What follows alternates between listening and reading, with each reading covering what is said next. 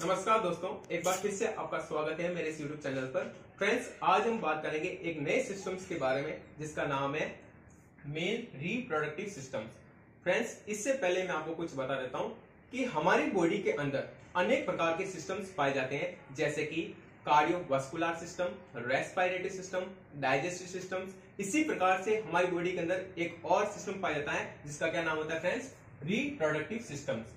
तो फ्रेंड्स, हमको या कोई भी लिविंग ऑर्गेनिज्म जो होते हैं उनको सर्वाइव करने के लिए या जिंदा रहने के लिए हमारी बॉडी के अंदर जो ऑलमोस्ट जो भी सिस्टम्स होते हैं वो क्या होते हैं, नेसेसरी होते हैं। जैसे हमने पढ़ा जीआईटी सिस्टम होता है, कार्डियोवास्कुलर सिस्टम होता है, रेस्पिरेटरी सिस्टम होता है। ये सारे क्या होते हैं, एसेंशियल सिस्टम होते हैं, यानी कि हमारी बॉडी के लिए बहुत ही जरूरी है एक व्यक्ति को लाइव करने के लिए या जिंदा रहने के लिए। बट जो आज हम जिस सिस्टम की बात करेंगे जिसका नाम है रिप्रोडक्टिव सिस्टम्स, इसका हमारी बॉडी को सर्वाइव करने के लिए कोई जरूरी नहीं है। हम इसके बिना भी क्या है, सर्वाइव कर सकते हैं। तो फिर हम फ्रेंड्स आज ये सिस्टम क्यों पढ़ते हैं, इसका क्या महत्व होता है, इसकी इंपोर्टेंस क्या है फ्रेंड्स।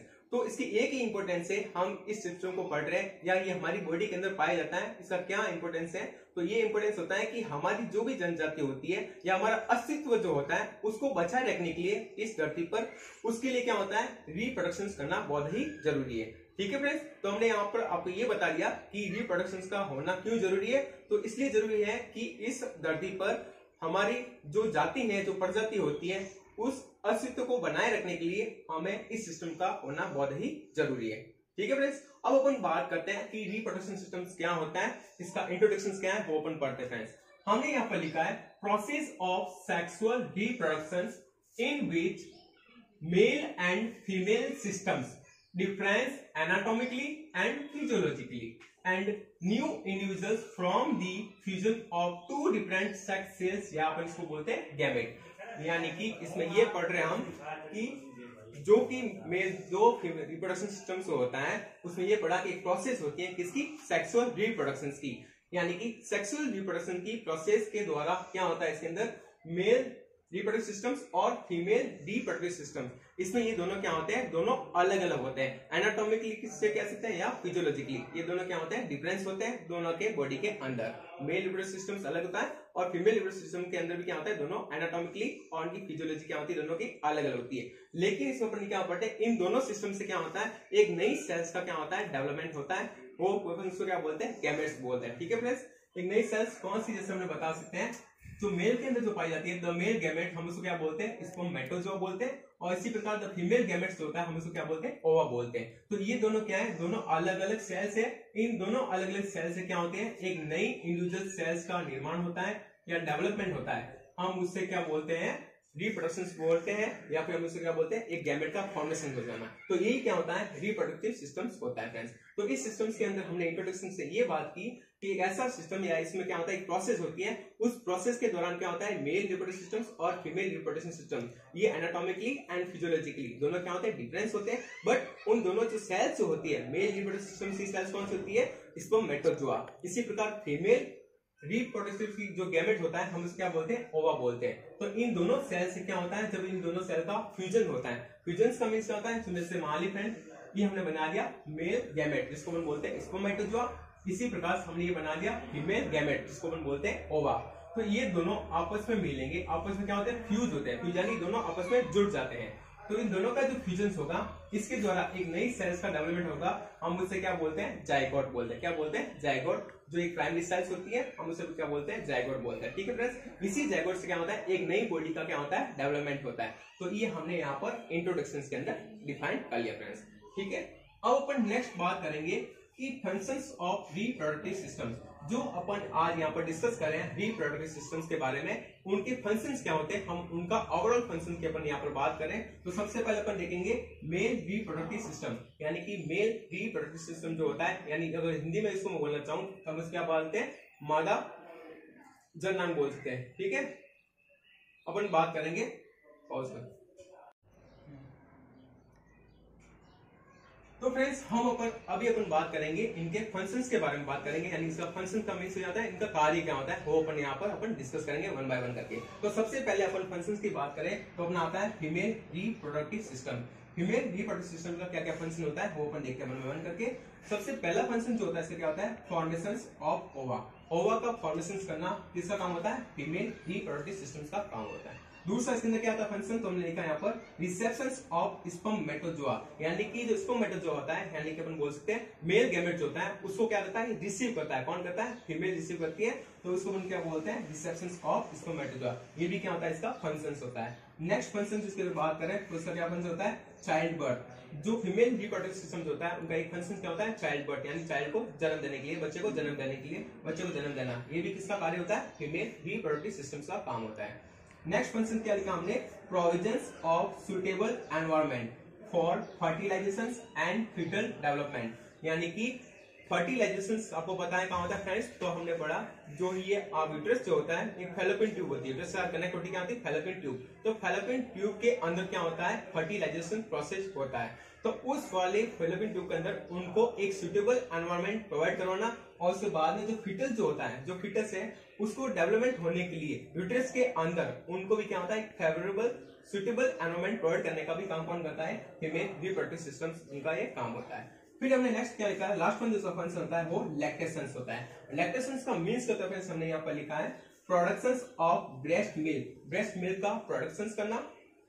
और वो ब्रेस्ट मिल्क क्या करता है अपन, which provide complete nutrition for baby in its early life. Early life के अंदर बेबी को न्यूट्रिशन प्रोवाइड कराने के लिए क्या होता है, यहाँ पर लैक्टेशन प्रोसेस होती है, और उस लैक्टेशन प्रोसेस के दौरान क्या होता है, ब्रेस्ट मिल्क का प्रोडक्शन होता है, और वो ब्रेस्ट मिल्क क्या करता है, हम प्रोवाइड कराते हैं किसको, बेबी को प्रोवाइड किया जाता है, जिससे क्या होता है उनको प्रॉपर मात्रा में न्यूट्रिशन प्रोवाइड हो सकता है इन अर्ली लाइफ के अंदर। ये हमने डिस्कस कर दिए सारे फीमेल रिप्रोडक्टिव सिस्टम्स के सारे फंक्शंस हमने डिस्कस कर दिए।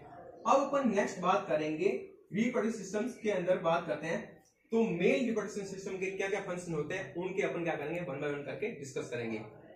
तो देखिए फ्रेंड्स, मेल रिप्रोडक्टिव सिस्टम्स के फंक्शन क्या होता है, सबसे पहला फंक्शन होता है प्रोडक्शन, मैचुरेशन एंड थर्ड लिखा हमने स्टोरेज। अब production, maturation and storage of spermatozoa, जो मेल गैमेट होती है जिसको हम बोलते हैं स्पर्मेटोजोआ। तो स्पर्मेटोजोआ को बनाना और स्पर्मेटोजोआ को क्या करना, मैच्योर करना, और उसको क्या करना, स्टोर करना, ये काम किसके होते हैं, मेल रिप्रोडक्टिव सिस्टम के अंदर इसके फंक्शंस होते हैं। ठीक है फ्रेंड्स, नेक्स्ट बात करेंगे इसका क्या फंक्शन होता है, तो हमने लिखा है डिलीवरी ऑफ स्पर्मेटोजोआ। जो स्पर्मेटोजोआ होता है उसको क्या करना, डिलीवर करना, किसके अंदर करते हैं अपन, फीमेल रिप्रोडक्टिव सिस्टम्स के अंदर, या फीमेल के जेनेटेरिया के अंदर क्या करते हैं अपन इसको इंसर्ट करा देते हैं। तो ये भी किसका काम होता है, मेल रिप्रोडक्टिव सिस्टम्स का काम होता है। लास्ट वन फंक्शन क्या होता है मेल रिप्रोडक्टिव सिस्टम का, तो हमने लिखा है यहाँ पर यूरेथ्रा। मेल यूरेथ्रा जो होता है वो क्या काम करता है, also passage way for urine excretion, यानी यूरिन को एक्सक्रीट करने के लिए भी इसका एक क्या होता है, एक काम होता है, किसका, यूरेथ्रा का। और यूरेथ्रा कौन सा है, मेल रिप्रोडक्टिव सिस्टम का एक पार्ट होता है। ठीक है फ्रेंड्स, तो हमने ये क्या कर लिए, सारे ओवरऑल जो फंक्शन थे मेल रिप्रोडक्टिव सिस्टम्स के और फीमेल रिप्रोडक्टिव सिस्टम के हमने यहाँ पर डिस्कस कर दिए। अब अपन बात करते हैं नेक्स्ट, इसके बारे में लिखा हमने कि reproductive systems divide into two category. जो अपन यहाँ पर डिस्कस कर रहे थे फ्रेंड, रिप्रोडक्टिव सिस्टम्स क्या होता है उसके बारे में हमने पढ़ा। अब उसी रिप्रोडक्टिव सिस्टम को हमने क्या है, दो कैटेगरी के अंदर डिवाइड कर लिया है। तो नंबर वन जो कैटेगरी होती है हम उसे क्या बोलते हैं, male reproductive systems, and number two जो होती है हम उसे बोलते हैं फीमेल रिप्रोडक्टिव सिस्टम्स। तो इस प्रकार से हमने दो कैटेगरी के अंदर डिवाइडेशन कर दिया, किसको, रिप्रोडक्टिव सिस्टम्स को। Number one male reproductive systems and number two female reproductive systems. अब अपन बात करते हैं फ्रेंड्स कि मेल रिप्रोडक्टिव सिस्टम जो होता है उसके अंदर कौन कौन से ऑर्गन्स इंक्लूड किए जाते हैं, और फीमेल रिप्रोडक्टिव सिस्टम जो होता है उसके अंदर कौन कौन से ऑर्गन्स इंक्लूड किए जाते हैं। तो हम उन ऑर्गन के बारे में यहाँ पर डिस्कस करते हैं कौन कौन से होते हैं। तो सबसे पहले अपन डिस्कस करेंगे मेल रिप्रोडक्टिव सिस्टम्स के बारे में। ठीक है फ्रेंड्स, तो इसमें देखिए हमने लिखा है इट्स इंक्लूड्स ऑर्गन्स, यानी कि मेल रिप्रोडक्टिव सिस्टम जो होता है उसके अंदर कौन कौन से ऑर्गन्स इंक्लूड किए जाते हैं। तो नंबर वन हम लिखते हैं यहाँ पर स्क्रोटम। ठीक है friends, number two testis, number three urethra, number four penis.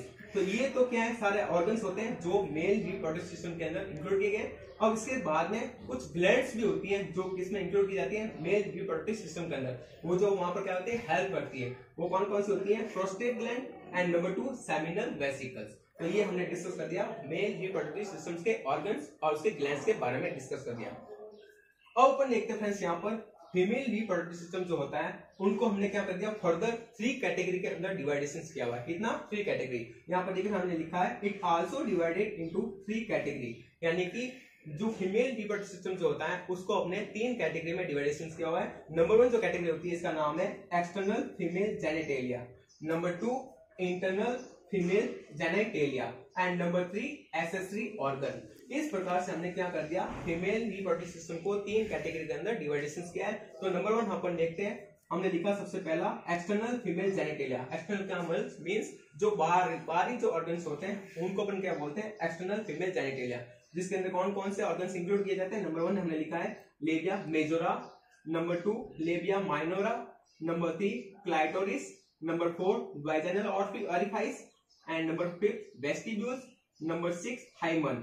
अब इन सब को अपन कॉमनली एक नाम बोलते हैं जिसको अपन क्या बोलते हैं, वल्वा, VULVA, यानी कि एक्सटर्नल फीमेल जेनिटेलिया को अपन वल्वा के नाम से भी जानते हैं फ्रेंड्स। ठीक है, तो वल्वा के अंदर कौन कौन से ऑर्गन इंक्लूड होते हैं या स्ट्रक्चर इंक्लूड होती है वो अपन बात करते हैं। तो इस वल्वा के अंदर जो स्ट्रक्चर पाई जाती है उसका नाम है number 1 labia majora, number 2 labia minora, number 3 clitoris, number 4 vaginal orifice, number 5 vestibules and last 1 hymen.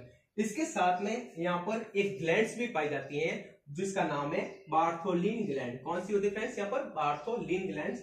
और इसी बार्थोलिन ग्लैंड्स का एनोदर अगर नेम अपन जाना चाहे तो हम इसको क्या बोल सकते हैं, वेस्टिब्यूल ग्लैंड बोल सकते हैं। क्या बोलते हैं इसको, वेस्टिब्यूल ग्लैंड्स। क्यों बोला, क्योंकि ये वेस्टिब्यूल पार्ट्स के अंदर पाई जाती है या लोकेटेड होती है, इसलिए इसका नाम दे दिया हमने वेस्टिब्यूल ग्लैंड्स।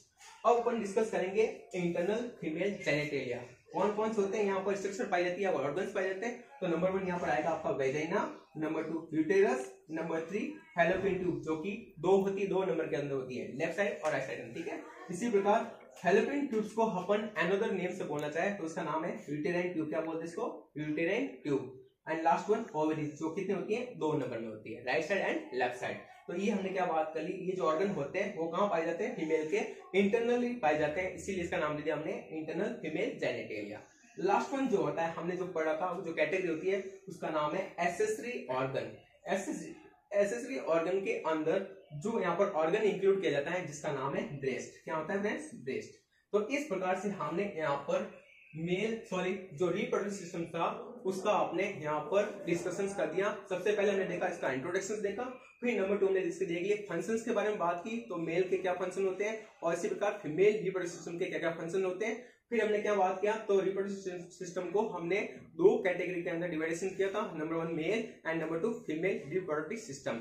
फिर हमने क्या बात किया, तो मेल रिप्रोडक्टिव सिस्टम के अंदर कौन कौन से ऑर्गन इंक्लूड किए जाते हैं या कौन कौन सी ग्लैंड्स वहां पर पाई जाती हैं। इसी प्रकार से हमने ये भी डिस्कस किया कि फीमेल रिप्रोडक्टिव सिस्टम को हमने नेक्स्ट यानी फर्दर 3 कैटेगरी में डिवाइड किया था, number 1 external female genitalia, number 2 internal female genitalia and last 1 accessory organs. तो ये सारा हमने क्या कर दिया, यहाँ तक डिस्कस कर दिया।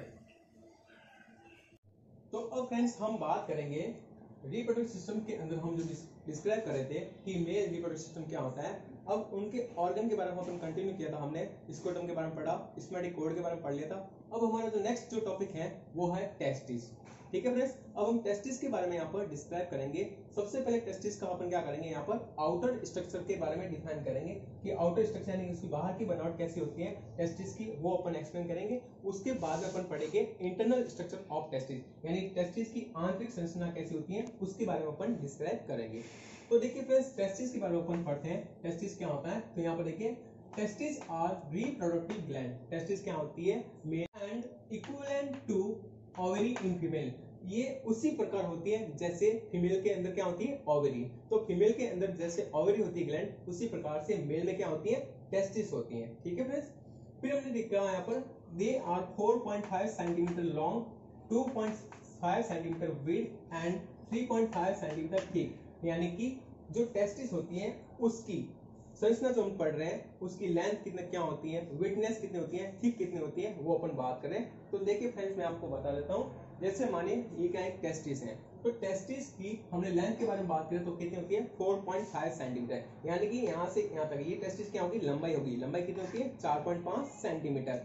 फिर इसमें लिखा है टेस्टिस की विड्थ क्या होती है, वाइड कितना, चौड़ाई कितनी होती है। तो यहाँ पर लिखा हमने 2.5 सेंटीमीटर। यानी कि ये क्या होती है, यहाँ से यहाँ तक ये क्या होगी, विड्थ होगी। ये कितनी होती है, 2.5 सेंटीमीटर।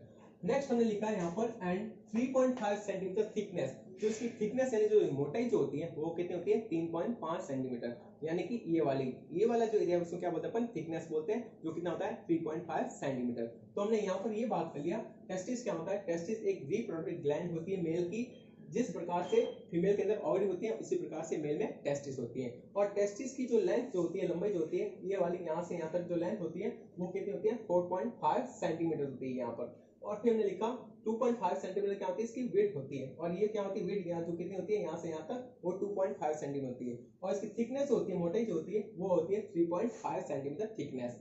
ठीक है फ्रेंड्स, अब हम बात करते हैं नेक्स्ट में क्या लिखा हुआ है। टेस्टिस जो होता है सस्पेंडेड इन स्क्रोटम, और टेस्टिस जो होता है वो किसके अंदर सस्पेंड रहता है, स्क्रोटम के अंदर ये पड़ा रहता है यानी प्रेजेंट होता है। ठीक है फ्रेंड्स, और हम बात करेंगे इसमें लिखा हुआ नेक्स्ट हमने यहाँ क्या डिस्कस किया है, they are surrounded by 3 layer of testis, यानी कि टेस्टिस जो होता है उसके ऊपर 3 लेयर होती है। कितनी होती है लेयर, 3 लेयर होती है। और इस 3 लेयर से क्या होता है कवरिंग रहता है, टेस्टिस की जो होती है वो क्या होता है कवर रहता है 3 लेयर से। अब वो 3 लेयर कौन सी होती है वो अपन डिस्कस करते हैं। सबसे बाहर की ओर जो लेयर होती है, आउटर मोस्ट लेयर होती है जो टेस्टिस की, यहाँ पर देख सकते हैं फ्रेंड, वो कौन सी होती है ट्यूनिका वैजाइनेलिस। फिर मिडिल लेयर होती है उसका नाम है tunica albuginea, and last inner most जो लेयर होती है टेस्टिस की हम उसे क्या बोलते हैं ट्यूनिका वेस्कुलोसा। तो ये 3 जो लेयर होती है हमने यहाँ पर डिस्कस, देखो डायग्रामेटिक आप देख सकते हैं ये टेस्टिस बनाया हुआ है। टेस्टिस की आउटर लेयर सबसे बाहर जो आपको दिखाई दे रही डबल लेयर जो दिखाई दे रही रेड कलर में, उसका क्या नाम है ट्यूनिका वैजाइनेलिस। और ट्यूनिका वैजाइनेलिस जो होता है वो कैसे होती है डबल लेयर होती है। और जो डबल लेयर का मींस यानी कि जो बाहर की जो लेयर आपको दिखाई दे रही है वो कौन सी होती है पैरेटल, और दूसरी अंदर वाली जो लेयर उसको क्या बोलते हैं विस्ट्रल लेयर बोलते हैं। इसी प्रकार से टेस्टिस की जो मिडिल लेयर होती है, सेकंड मोस्ट लेयर होती है जो ब्लू कलर के अंदर बनाई हुई, इसका नाम है ट्यूनिका एल्बुजिनिया, जो कैसी होती है मिडिल लेयर होती है। फिर तीसरी जो लेयर होती है टेस्टिस की इनर मोस्ट लेयर हम उसे क्या बोलते हैं ट्यूनिका वेस्कुलोसा। तो ये क्या होगी 3 लेयर होगी किसकी टेस्टिस की, और इसी 3 लेयर से क्या होता है टेस्टिस कवर रहता है। ठीक है फ्रेंड्स, अब अपन बात करते हैं ट्यूनिका वैजाइनेलिस के बारे में कि इसमें क्या क्या होता है और अपन डिटेल से देख लेते हैं। तो this is double membrane forming outer covering of testis. Tunica vaginalis जो होती है, ये जो लेयर हमने जो बनाई रेड कलर की, ये क्या करती है आउटर मोस्ट लेयर होती है टेस्टिस की, और ये कैसी होती है डबल लेयर होती है। और ये डबल लेयर के साथ साथ और कैसी होती है वो इनकम्प्लीट होती है, ये पूरी कवरिंग नहीं बनाती है, ये क्या करती है इनकम्प्लीटली कवरिंग बनाती है टेस्टिस की। इसके नाम हमने पढ़ते हैं आउटर पैरेटल एंड इनर विस्ट्रल, यानी कि ये जो डबल लेयर होती है, इस डबल लेयर के जो बाहर की जो लेयर होती है उसको हम क्या बोलते हैं पैरेटल, अंदर की जो लेयर है उसको हम क्या बोलते हैं विस्ट्रल बोलते हैं। ठीक है फ्रेंड्स, नेक्स्ट वन जो लेयर है मिडिल लेयर, उसका नाम है ट्यूनिका एल्बुजिनिया। ट्यूनिका एल्बुजिनिया क्या होता है, this is fibrous covering surrounded by tissue, यानी कि ये फाइब्रस टिश्यू से मिलकर बनी होती है, और ये क्या करती है टेस्टिस को पूरा कंप्लीटली कवर करती है। ठीक है, और ये कैसी होती है मिडिल मोस्ट लेयर होती है यानी बीच की लेयर होती है। फिर अपन बात करते हैं टेस्टिस के अंदर लास्ट जो लेयर होती है इनरमोस्ट लेयर, उसका नाम है ट्यूनिका वैजाइनेलिस, ट्यूनिका वेस्कुलोसा लेयर होती है। कौन सी होती है ट्यूनिका वेस्कुलोसा। तो ट्यूनिका वेस्कुलोसा क्या होती है इसमें देखिए friend, this consist of network of capillary. जो ट्यूनिका वेस्कुलोसा जो लेयर होती है इनरमोस्ट लेयर होती है उसके अंदर क्या होता है बहुत सारे नेटवर्क होते हैं, किसका कैपिलरीज का नेटवर्क होता है, और ये क्या करता है सपोर्ट करता है बाय डेलिकेट कनेक्टिव टिश्यू, जो इसके लिए कनेक्टिव टिश्यू जो होता है उसको क्या करता है ये सपोर्ट देती है। ठीक है फ्रेंड्स, फिर इसके अंदर लिखा है it is the inner most layer of testis, testis की सबसे आंतरिक जो लेयर होती है हम उसे क्या बोलते हैं ट्यूनिका वेस्कुलोसा बोलते हैं। फिर आगे देखिए फ्रेंड्स एक नोट्स लिखा है, बहुत इंपॉर्टेंट पॉइंट इसमें हमने लिखा अर्ली फीटल लाइफ, यानी कि फीटल लाइफ की जो स्टार्टिंग जो एज होती है जो लाइफ होती है उसमें जो टेस्टिस होते हैं डेवलप होते हैं कहां पर एब्डोमिनल कैविटी के अंदर। ठीक है फ्रेंड्स, यानी कि अर्ली फीटल लाइफ जो स्टेज होती है उसके अंदर ये जो टेस्टिस होता है कहां प्रेजेंट होता है एब्डोमिनल कैविटी के अंदर प्रेजेंट होता है and just below the kidney. और कहां पर इसकी लोकेशन कहां रहती है, उसकी लोकेशन ये होती है just below the kidney, kidney के जस्ट नीचे ये प्रेजेंट रहता है कहां पर एब्डोमिनल कैविटी के अंदर। फिर हमने लिखा दे देन डिसेंड, फिर वो क्या हो जाता है डिसेंड हो जाता है, यानी कि वहां से एब्डोमिनल कैविटी क्या आते हैं वो वापस वहां से निकल जाते हैं और स्कोटम के अंदर आ जाते हैं, यानी डिसेंड हो जाना। तो डिसेंड कहां पर हो जाता है वो स्कोटम के अंदर हो जाएंगे। Should be complete by 8 month of foetal life, यानी कि फीटस की लाइफ यानी 8 महीने पूरे हो जाते हैं, 8 महीने के अंदर ये क्या हो जाते हैं टेस्टिस जो है एब्डोमिनल कैविटी से निकलकर स्कोटम के अंदर आ जाते हैं, हम उसे क्या बोलते हैं डिसेंड हो जाते हैं। ठीक है फ्रेंड्स, तो ये हमने क्या बात कर लिया आउटर स्ट्रक्चर ऑफ टेस्टिस के बारे में बात कर ली। अब फ्रेंड्स एक और बात बता देता हूं मैं आपको, यहाँ जो हमने मिडिल मोस्ट जो लेयर की बात की थी जिसका नाम है ट्यूनिका एल्बुजिनिया, जो मिडिल मोस्ट लेयर होती है, यही ट्यूनिका एल्बुजिनिया क्या करती है टेस्टिस को 2 पार्ट के अंदर डिवाइड कर लेती है। कितने पार्ट के अंदर 2 पार्ट के अंदर डिवाइड कर लेती है, और इस डिवाइडेशन को ये जो लाइन है हम इसे क्या बोलते हैं मीडिया स्टर्नम टेस्टिस। ठीक है, जो मीडियम स्टर्नम टेस्टिस क्या होती है, तो टेस्टिस को दो पार्ट में डिवाइड करती है, और ये जो लेयर है, कौन सी लेयर डिवाइड करती है टेस्टिस की, उसका नाम है ट्यूनिका एल्बुजिनिया, जो मिडिल मोस्ट लेयर होती है। ठीक है फ्रेंड्स, इस पर टेस्टिस को डिवाइड करेगी, जिसको अपन क्या बोलते हैं, ये हो गया आउटर चैम्बर, और इस साइड क्या हो गया, इनर चैम्बर हो गया। तो टेस्टिस को दो पार्ट में डिवाइड कर देते हैं, एक को बोलते हैं आउटर चैम्बर और दूसरे को बोलते हैं इनर चैम्बर। जो आउटर चैम्बर है उसके अंदर क्या दिखेंगे आपको कंपार्टमेंट दिखाई देते हैं बहुत सारे, और उसके अंदर क्या प्रेजेंट होते हैं, सेमिनिफेरस ट्यूबल्स वहां पर पाए जाते हैं, और इसी सेमिनिफेरस ट्यूबल्स के अंदर क्या होते हैं, लैडिंग सेल्स होती है, और जहां से यहाँ पर क्या बनता है, स्पर्मेटोजोआ का फॉर्मेशन होता है। ठीक है फ्रेंड्स, और इसी प्रकार से दूसरी और जो हमने बनाया इनर चैम्बर, यहाँ पर हम दिखाई दे रहा है, उसके अंदर आपको इस प्रकार से क्या होते हैं, रेटी टेस्टिस पाई जाती है, वास एपेरेंसिया पाया जाता है, और वहां से क्या निकलती है, डक्ट निकलती है, जिसका नाम है एपिडिडाइमिस बोलते हैं। और इस एपिडिडाइमिस का जो लास्ट पॉइंट होता है, इसको हम क्या बोलते हैं, वास डिफरेंस बोलते हैं, जो कितनी होती है, 45 सेंटीमीटर लेंथ होती है इसकी। तो ये हमने क्या पढ़ लिया, complete total outer structure of testis के बारे में कंप्लीट डिस्कशन कर लिया। अब अपन बात करेंगे इंटरनल स्ट्रक्चर ऑफ टेस्टिस के बारे में, अपन एक्सप्लेन करेंगे कि टेस्टिस की आंतरिक संरचना कैसी होती है, वो अपन यहाँ पर डिस्कस करेंगे फ्रेंड्स। ठीक है, तो अपन देखते हैं इंटरनल स्ट्रक्चर के अंदर क्या क्या आपको देखने को दिखाई देता है। तो हमने लिखा each testis are 200 to 300 lobules, यानी कि इस टेस्टिस के अंदर 200 से 300 क्या होते हैं, लोब्यूल्स प्रेजेंट होते हैं। ठीक है फ्रेंड्स, हमने अभी पिछले जस्ट हमने पढ़ा था कि इसमें जो टेस्टिस की जो सेकंड मोस्ट जो लेयर होती है, मिडिल मोस्ट जो लेयर होती है, जिसका नाम है ट्यूनिका एल्बुजिनिया, ये टेस्टिस को क्या करती है, दो पार्ट्स में डिवाइडेशन करती है, यानी कि दो चैम्बर में डिवाइड करती है। एक होता है आउटर चैम्बर और दूसरा होता है इनर चैम्बर। ठीक है फ्रेंड्स, अब जो ये लाइन है जो क्या करती है, टेस्टिस को डिवाइड करती है, उसका क्या नाम होता है, हमने यहाँ पर लिखा मीडिया स्टर्नम टेस्टिस। ठीक है, अब अपन बात करते हैं, यहाँ पर हमने लिखा इस टेस्टिस, यानी कि हमारे मेल के अंदर क्या होता है, दो टेस्टिस पाई जाती है, तो प्रत्येक टेस्टिस के अंदर 200 से 300 लोब्यूल्स क्या होते हैं, वहां पर प्रेजेंट होते हैं। आप देख सकते हैं यहाँ पर ये जो लोब बना हुआ, एक लोब, दो लोब, इस प्रकार से कितने लोब होते हैं, वहां पर 200 से 300 लोब्स होते हैं।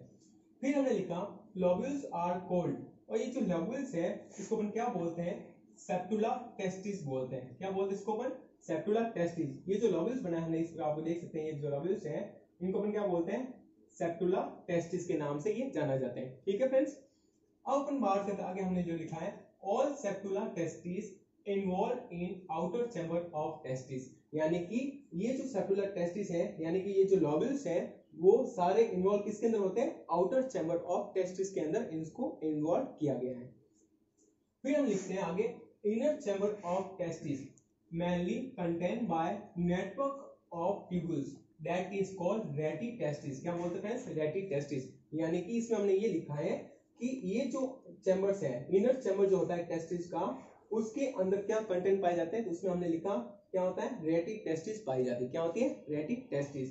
आप देख सकते हैं ये जो नेटवर्क आपको यहाँ से दिखाई दे रहा है, ट्यूबुल जो बना है, नेटवर्क जो बना हुआ है, बहुत सारा नेटवर्क होता है, इस नेटवर्क को अपन क्या बोलते हैं, रेटी टेस्टिस के नाम से जाना जाता है। तो हमने यहाँ पर ये पढ़ा, आउटर चैम्बर के अंदर क्या होता है, बहुत सारे लोब्यूल्स होते हैं, लोब्यूल्स की संख्या कितनी होती है, 200 से 300 होती है, और ये जो लोब्यूल्स जो बनते हैं उसको क्या बोलते हैं, सेप्टुला टेस्टिस के नाम से जाना जाता है। इसी प्रकार से इनर चैम्बर के अंदर अपन देखते हैं, तो यहाँ पर क्या होता है, बहुत सारा नेटवर्क यानी जाल होता है, उस जाल को अपन क्या बोलते हैं, रेटी टेस्टिस बोलते हैं। यहाँ तक हमने पढ़ा। अब नेक्स्ट अपन देखते हैं इसमें क्या लिखा हुआ है, each tubules have 1 to 4 converted loop composed of germinal epithelium cells called seminiferous tubules।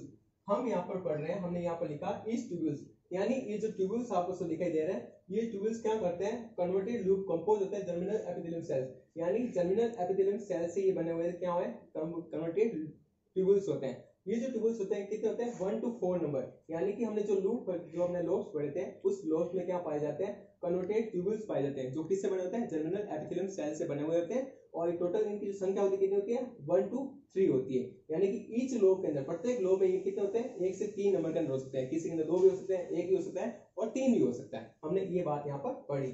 और इस लोब्यूल्स को अपन क्या बोलते हैं, एपिथेलियम सेल से जो बने हुए जो लोब्यूल्स है, इस प्रकार जो बने हुए ट्यूब्यूल्स हैं, इस ट्यूब्यूल को अपन क्या बोलते हैं, सेमिनिफेरस ट्यूब्यूल्स बोलते हैं। क्या बोलते हैं इनको अपन, सेमिनिफेरस ट्यूब्यूल्स। यहाँ पर लिखा हुआ देखो है, ये लिखा सेमिनिफेरस ट्यूब्यूल्स 1 to 3 ट्यूब्यूल्स होते हैं, यानी कि ये जो आउटर चैम्बर जो हम पढ़ रहे थे, इसके अंदर क्या होते हैं, लोब्स होते हैं, 200 से 300 लोब होते हैं, और उस लोब के अंदर क्या होता है, ट्यूब्यूल्स पाई जाती है, जो किससे मिलकर बनी होती है, जर्मिनल एपिथेलियम सेल से मिलकर बनी होती है। और ये जो लोब्स ट्यूब्यूल्स होती है वो कितनी होती है, 1 से 3 होती है, प्रत्येक लोब के अंदर 1 से 3 ट्यूब्यूल्स पाई जाती है। ठीक है फ्रेंड्स, नेक्स्ट हम लिखा between the tubules are group of interstitial cell यानी ये जो ट्यूबल्स होती है उनके बीच में क्या पाई जाती है, इंटरस्टिशियल सेल्स पाई जाती है, और सेल्स का क्या नाम होता है, लीडिंग सेल्स कहते हैं, अपन इसको क्या बोलते हैं, लीडिंग सेल्स बोलते हैं।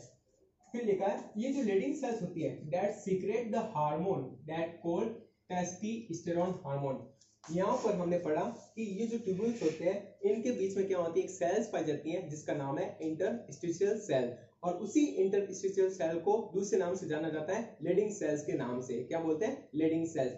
और वो लीडिंग सेल्स क्या करती है, एक हार्मोन का सीक्रेट करती है, और उस हार्मोन का क्या नाम होता है, टेस्टोस्टेरोन हार्मोन। ठीक है, अब अपन नेक्स्ट यहाँ पर देखते हैं, after puberty at upper pole of testis the tubules combine to form a single tubule. This tubule is about 6 meter in its full length, is repeatedly folded and tightly packed into a mass that is called epididymis। यानी कि यहाँ पर हमने ये पढ़ा कि यहाँ पर आफ्टर प्यूबर्टी यानी कि एक प्यूबर्टी की एज होती है 11 to 40, ठीक है ना, 11 से 14 साल तक एक नॉर्मल प्यूबर्टी एज होती है। इसके बाद में क्या हो जाता है, अपर पोल ऑफ टेस्टिस, ये वाला अपर पोल ऑफ टेस्टिस का, यहाँ से क्या होता है, एक डेंसली ट्यूबल्स निकलती है जो कैसे होती है, टाइटली पैक होती है, कनेक्टेड हो जाती है। ये जो सारी जो ट्यूबल्स निकली वो आगे से क्या हो रही है, कनेक्ट हो जाती है, ठीक है ना, और टाइटली पैक हो जाती है। हम उसको क्या बोलते हैं, एपिडिडाइमिस के नाम से जानते हैं। तो आप देख सकते हैं यहाँ से रेटिकुलम से निकलती है क्या, बहुत सारी यहाँ पर डक्ट निकलती है, और वो डक्ट आगे जाके एक ट्यूब के अंदर निर्माण हो जाता है। इसी ट्यूब को अपन क्या बोलते हैं, एपिडिडाइमिस के नाम से जानते हैं। ठीक है फ्रेंड्स, नेक्स्ट यहाँ पर लिखा हमने it leaving the scrotum. It leaving scrotum का मीन्स क्या होता है, वो इस स्क्रोटम को क्या करती है, छोड़ देती है और वहां से वो बाहर निकल जाती है। तो इस leaving the scrotum as different duct, और किस कैसे निकलती है, एज ए डिफरेंस डक्ट। यहाँ पर देख सकते हैं बहुत सा डिफरेंस हमने बनाया 45 सेंटीमीटर का, वो हमने यहाँ पर पढ़ रहे हैं कि हमने ये पढ़ा कि जो एपिडिडाइमिस होती है वो स्क्रोटम से बाहर निकल जाती है और कहाँ पर आ जाती है, डिफरेंट डक्ट के अंदर निकल जाती है। ठीक है friends, as a deferens duct उसका नाम हो जाता है बाद में, या फिर इसको हम बोल सकते हैं वॉश डिफरेंस। ये जो 45 सेंटीमीटर का जो लास्ट पार्ट होता है एपिडिडाइमिस का, वो कहाँ आकर खुल जाता है, वॉश डिफरेंस के अंदर आकर खुल जाता है। ये हमने पढ़ा। अब नेक्स्ट हम पढ़ते हैं ये जो भी हमने बात की है इसकी इंटरनल स्ट्रक्चर ऑफ टेस्टिस के बारे में। अब इसका फंक्शंस क्या होता है, उस फंक्शन की अपन बात करें टेस्टिस के, तो सबसे पहला फंक्शन होता है फॉर्मेशन ऑफ टेस्टोस्टेरोन, यानी कि टेस्टोस्टेरोन हार्मोन का फॉर्मेशन करने का सबसे पहला फंक्शन होता है किसका, टेस्टिस का। दूसरा फंक्शन क्या होता है इसका, तो sperm formation through spermatogenesis after puberty, यानी कि प्यूबर्टी की एज के बाद में यहाँ पर क्या होता है, स्पर्म का फॉर्मेशन होता है। कौन करता है यहाँ पर, ये जो ट्यूबल्स जो हमने बनाए थे यहाँ पर क्या होता है, स्पर्म का फॉर्मेशन होता है, क्योंकि यहाँ पर क्या पाई जाती है, जर्मिनल सेल्स पाई जाती है। उन्हीं जर्मिनल सेल्स से क्या होता है, स्पर्म का फॉर्मेशन होता है, और जो स्पर्म फॉर्मेशन की जो प्रोसेस होती है हम उसे क्या बोलते हैं, स्पर्मेटोजेनेसिस। जेनेसिस का मीन्स बनना, और किसका बनना, स्पर्म का बनना, स्पर्मेटोजेनेसिस। तो ये जो फंक्शन क्या होते हैं, दोनों टेस्टिस होते हैं। पहला फंक्शन हमने पढ़ा फॉर्मेशन ऑफ टेस्टोस्टेरोन हार्मोन, और दूसरा पढ़ा फॉर्मेशन ऑफ स्पर्म। ठीक है, नेक्स्ट हम बात करते हैं, यहाँ पर हमने एक स्पेशल नोट लिखा है, देखिए इसमें हमने क्या लिखा, सक्सेसफुल स्पर्मेटोजेनेसिस, यानी कि स्पर्मेटोजेनेसिस यानी स्पर्म का जो फॉर्मेशन तब ही सक्सेसफुल होगा, कब होगा, जब take place at a temperature about 3 degree Celsius below normal body temperature. Means ये है कि अगर स्क्रोटम का जो टेम्परेचर है, अगर मान लो कि जो टेस्टिस है उसका टेम्परेचर अगर हमारी बॉडी से 3 डिग्री सेंटीग्रेड अगर कम नहीं होगा, तब क्या होगा, वहां पर जो स्पर्म जो फॉर्मेशन जो होती है, स्पर्मेटोजेनेसिस की जो प्रोसेस होती है वो नहीं हो पाएगी, क्योंकि यहाँ की जो सेल्स होती है, जो जर्मिनल सेल्स जो होती है, वो बॉडी की टेम्परेचर से 3 डिग्री सेंटीग्रेड जब कम होगा तभी क्या करते हैं, वहां पर इजीली वो काम आउट करती है या इजीली वर्कआउट करती है। ठीक है फ्रेंड्स, अगर वहां का टेम्परेचर बढ़ गया, बॉडी का टेम्परेचर इक्वल हो जाएगा, तो वहां की जो सेल्स है वो वर्क नहीं कर पाएगी। ठीक है ना, तो सक्सेसफुल स्पर्मेटोजेनेसिस के लिए क्या चाहिए, हमें 3 डिग्री सेंटीग्रेड टेम्परेचर कम होना जरूरी है बॉडी से। फिर हमने लिखा the testis are cooled by their positions outside abdominal cavity. अब यहाँ पर लिखा हमने जो टेस्टिस जो होती है उसका जो टेम्परेचर है कूल रहता है, कब रहेगा, जब वो क्या कहाँ आ जाती है, एब्डोमिनल कैविटी से वो बाहर निकल जाती है तब। और कहाँ पर प्रेजेंट होती है, स्क्रोटम के अंदर आ जाएगी, आउटर कवरिंग ऑफ स्क्रोटम। जब वो टेस्टिस के ऊपर कवरिंग आ जाती है स्क्रोटम की, और या फिर एब्डोमिनल कैविटी से वो बाहर निकल जाएगा टेस्टिस, तब क्या हो जाता है, वो सक्सेसफुल वहां पर स्पर्मेटोजेनेसिस की प्रोसेस हो सकती है। फिर लिखा हमने यहाँ पर, आगे हम क्या बात करेंगे, नेक्स्ट हमारा टॉपिक है वो इसके अंदर है ब्लड सप्लाई। अब हम बात करेंगे टेस्टिस को कौन सी ब्लड सप्लाई होती है, कौन सी आर्टरी ब्लड सप्लाई देती है, कौन सी वीनस सप्लाई होती है, वो अपन बात करते हैं। तो सबसे पहले अपन देखते हैं आर्टरियल सप्लाई। तो उसमें लिखा है oxygenated blood supply testicular artery. Oxygen blood supply कौन करता है? टेस्टिकुलर आर्टरी करती है, जो किसकी ब्रांच होती है? एब्डोमिनल एरोटा की ब्रांच होती है। फिर अपन देखते हैं नेक्स्ट वीनस ड्रेनेज, ठीक है, यानी कि इम्प्योर जो ब्लड है वापस कौन लेके जाता है? वेन लेके जाता है, हम उसी को क्या बोलते हैं? Venus drainage. वो कौन करेगा? तो टेस्टिकुलर वेन वहां पर सप्लाई होती है। लास्ट हम लिखते हैं यहाँ पर नर्वस सप्लाई, यानी कौन कौन सी नर्व होती है जो टेस्टिस को क्या करती है? सप्लाई करती है। तो यहाँ पर हमने लिखा है 10वीं और 11वीं थोरेसिक नर्व जो होती है वो यहाँ पर क्या करती है? सप्लाई करती है, नर्वस सप्लाई। तो ये हमने बात कर ली किसके बारे में? इंटरनल स्ट्रक्चर ऑफ टेस्टिस के बारे में बात कर ली। अब मैं आपको डायग्रामेटिक व्यू से आपको यही जो थोड़ी में आपने पढ़ा है उसको डायग्रामेटिक व्यू से आपको एक बार बता देता हूँ। तो आप देख सकते हैं ये टेस्टिस बना है हमने। टेस्टिस के ऊपर क्या होती है? 3 लेयर की कवरिंग होती है। कितनी कवरिंग होती है? 3 लेयर से कवरिंग होती है। आउटर जो कवरिंग होती है हम उसे क्या बोलते हैं? ट्यूनिका वैजाइनालिस, जो कैसी होती है? डबल लेयर होती है, ठीक है फ्रेंड्स। और इस डबल लेयर के कारण जो बाहर की जो लेयर होती है उसको हम बोलते हैं पैरेटल, और इनर जो लेयर होती है उसको हम बोलते हैं विसरल। ये हो गया हमारा आउटर लेयर के बारे में। फिर अपन देखते हैं यहाँ पर सेकंड मोस्ट जो लेयर होती है, मिडिल मोस्ट लेयर, का नाम है ट्यूनिका एल्बुजिनिया, जो कैसे होती है? मिडिल लेयर होती है। और ये ट्यूनिका एल्बुजिनिया क्या करती है? टेस्टिस को 2 पार्ट के अंदर डिवाइडेशन कर देती है, या 2 चैम्बर के अंदर डिवाइडेशन कर देती है, आउटर चैम्बर और इनर चैम्बर के हिसाब से। फिर नेक्स्ट हमने लिखा ट्यूनिका वेस्टिबुलर, जो कैसी होती है? टेस्टिस की इनर मोस्ट लेयर होती है और कैसे होती है? कंप्लीट लेयर होती है, ठीक है फ्रेंड्स। फिर अपन बात करते हैं आउटर चैम्बर के अंदर, देखते हैं। तो आउटर चैम्बर के अंदर क्या पाया जाता है? सेमिनिफेरस ट्यूब्यूल्स पाए जाते हैं, ठीक है ना। और क्या पाया जाता है? तो यहाँ पर लॉब्यूल्स आपको देखने को मिलते हैं, और लॉब्यूल्स जो होते हैं उसको हम क्या बोलते हैं? सेप्टुलर टेस्टिस के नाम से इसको जाने जाते हैं। और ये लॉब्यूल्स कितने होते हैं टेस्ट के अंदर? तो 200 से 300 नंबर के अंदर ये लॉब्यूल्स पाए जाते हैं। और ईच लॉब्यूल्स के अंदर क्या होता है? सेमिनिफेरस ट्यूब्यूल्स वहां पर प्रेजेंट होते हैं। और ये सेमिनिफेरस ट्यूब्यूल्स जो होते हैं कितने होते हैं? 1 to 3 होते हैं। एक भी हो सकता है, 2 भी हो सकते हैं, या 3 भी हो सकते हैं। ये हमने पढ़े। फिर हमने नेक्स्ट बात ये की कि जो टेस्टिस का इनर चैम्बर जो होता है उसके अंदर क्या पाया जाता है? रेटी टेस्टिस, या पाई जाती है, क्या होती है? रेटी टेस्टिस यहाँ पर पाई जाती है। और रेटी टेस्टिस से क्या निकलती है? बहुत सारी डक्ट निकलती है, हम इसे क्या बोलते हैं? वासा इफ्रेंसिया के नाम से जानते हैं। क्या बोलते हैं इसको? वासा इफ्रेंसिया, जो कितने नंबर में होती है? 10 से 20 होती है, ठीक है फ्रेंड्स। तो रेटी टेस्टिस से क्या निकलती है? डक्ट निकलती है, उस डक्ट को अपन क्या बोलते हैं? वासा इफ्रेंसिया बोलते हैं, जो 10 से 20 नंबर के अंदर होती है। और ये वासा इफ्रेंसिया क्या करती है? आगे जाके एक डक्ट के अंदर ओपन हो जाती है, और उस एक डक्ट के अंदर जो ओपन होना टाइटली पैक हो जाती है, हम उसे क्या बोलते हैं? एपिडिडाइमिस के नाम से जानते हैं। अब अपन फ्रेंड्स मैं आपको एक बता देता हूँ, जो एपिडिडाइमिस जो हमने बनाया है वो क्या होता है? 3 पार्ट के अंदर डिवाइडेशन होता है। कितने पार्ट होते हैं? इसमें 3 पार्ट होते हैं। तो सबसे ऊपर वाला जो पार्ट है एपिडिडाइमिस का, उसे हम क्या बोलते हैं? हेड पार्ट बोलते हैं। क्या बोलते हैं? Head part. और हेड पार्ट के अलावा एक और भी नाम उसको बोलते हैं ग्लोबस मेजर। क्या बोलते हैं? Globus major. इसी प्रकार से जो मिडिल मोस्ट जो पार्ट होता है एपिडिडाइमिस का, हम उसे बोलते हैं बॉडी ऑफ एपिडिडाइमिस, ठीक है फ्रेंड्स। एंड लास्ट वन जो पार्ट होता है हम इसको क्या बोलते हैं? Tail of epididymis. इस टेल ऑफ एपिडिडाइमिस को अदर नेम से अगर जाना जाए तो अपन क्या बोलते हैं? इसको ग्लोबस माइनर, ठीक है। तो ये हो गया किसका? एपिडिडाइमिस के बारे में। अब अपन देखते हैं ये जो एपिडिडाइमिस जो हमने बनाया वो क्या करती है? यहाँ पर आगे जाके किसके अंदर ओपन होती है? वॉस डिफरेंस के अंदर ओपन हो जाती है, जिसकी लंबाई कितनी होती है? 45 सेंटीमीटर होती है। तो यहाँ तक हमने ये डिस्कस कर लिया पूरा टेस्टिस के बारे में, complete structure, outer and inner complete.